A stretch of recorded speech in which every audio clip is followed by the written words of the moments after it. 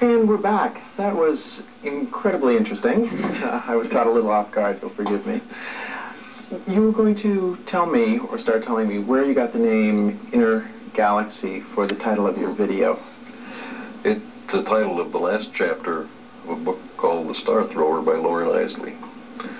And he was a man whose very thoughts and the way he lived and the way he asked questions reflected mine. And so we had an affinity, and maybe an inspiration came from him for the beginning of all these pictures. I don't know. But he questioned things.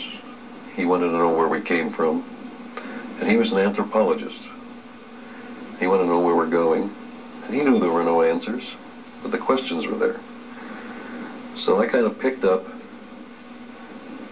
where he dropped his questions and made visual equivalents to whatever questions he had. And maybe through a visual equivalent you could find an answer, maybe not. But the joy was in doing it, and in finding these forms that would somehow suggest an answer to you.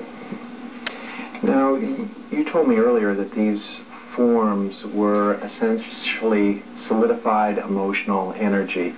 What exactly did you mean? The way the light plays off the forms, it's an equivalent to an inner landscape where the paths are your own, and you come across forms that reflect your inner life, from hope to turmoil to hate to whatever else makes up a person. Mm-hmm. It's part of his life, and his love and wonderful things and joy and harmony and all those. And you'll see the whole spectrum reflected in this program, I hope. Mm-hmm. Now, is this specifically your inner journey, or is it representative of everyone's inner journey? I don't know. You don't know? To be honest, I don't know. It came from me. I don't know whether it really came from me or through me. Mm-hmm. But it's here. It's been delivered. But it's really difficult to know, because I can't respond with any immediacy to any of the forms representing any emotional states. Mm-hmm. They seem to be more generalized for man in general. That's my intellectual feeling about it. The emotional feeling is that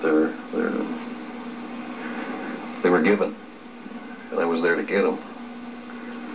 I received them, and here they are, and I present them to who wishes to see them. We were talking a little bit earlier about process versus product. And here on the video you have a very concrete product, and yet you say what you're trying to express is process. Why go ahead and show the product if all you are interested in is the process?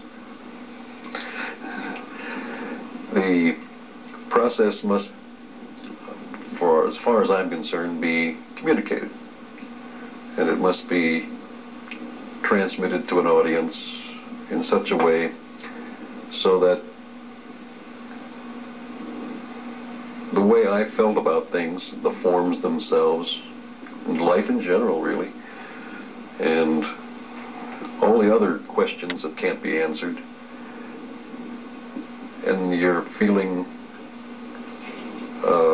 your deep feelings about the colors you're using and the forms you find with those colors, and generally everything that you're doing at the moment that creates the joy that you have. All of this to be transferred to an audience. And what better way to do it than just to combine the joys of over 100 slides at one time with one piece of music that would respond with the slides themselves to give you some kind of an idea of what I went through when I saw the picture themselves, the forms themselves before I took the picture. I'm sharing with my communication. You mentioned joy and happiness, but you never seem to mention sadness, sorrow. Is there any of that on your inner journey? The opposite side of all forms carries a shadow. Mm-hmm. So the part that's lit up will always cast a shadow. So I would imagine that always there's that part of life. And I do, in certain parts of this, carry sadness and melancholy and pathos and frightening things, and the horror of life sometimes is even depicted, although briefly. So there are more than one side to it all. It's interesting, too, that you should have picked a form of art which, as you said earlier, even you cannot reproduce. Was there some reason for that? On one hand, timelessness, and on another hand, being incredibly time-dependent. But it's inner journey where there is no time element involved. But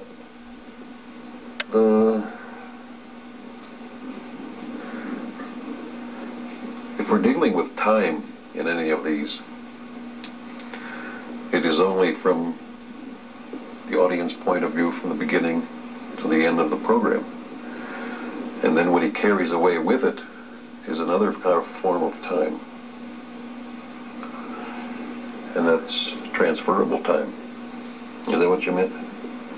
No, I was just interested in your opinion on it. So you want the audience to carry away emotions and a feeling of joy. You want them essentially to carry away the same processes that you went through to arrive at these pictures and this video. If they can, with the forms I used. And not all people being alike with the same experiences and environment would find different emotions for the different forms. But hopefully the graphic images are strong enough so that it can overwhelm. And